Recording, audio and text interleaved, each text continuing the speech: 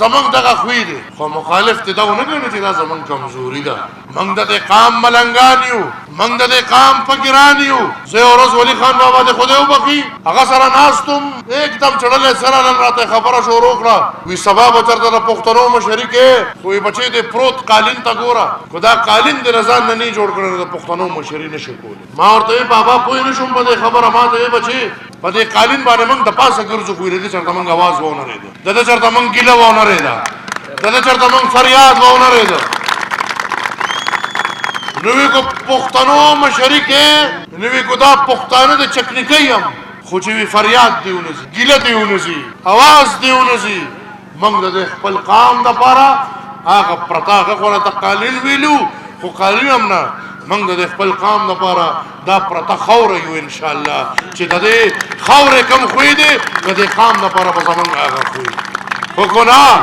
څوک زمونږ د عاجزي بزدلی غړي څوک زمونږ د ملنګي خدای مکا به پښتو غړي نو به پښتو نه دا ولی خان بابا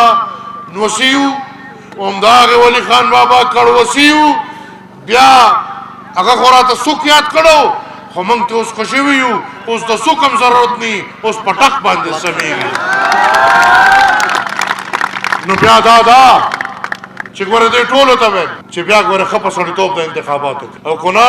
خوینم ټیک نی نو زما ملګرو ته اجازت دی هر څه یې ما ته رارسي هر څه یې ما ته رارسي په 8 تاریخ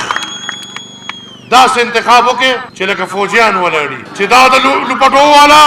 دا د بنګړو والا دا چې په ټک باندې پارټیانې بدلي دا چې په ګنټو کې رفتارې باندې پارټیانې بدلي نو کو خوینې ټیکني بیا د ایمان تیر کې چې د الیکشن پر ورځ د کورونو نه بار امرو نزي الیکشن او ووټ کړو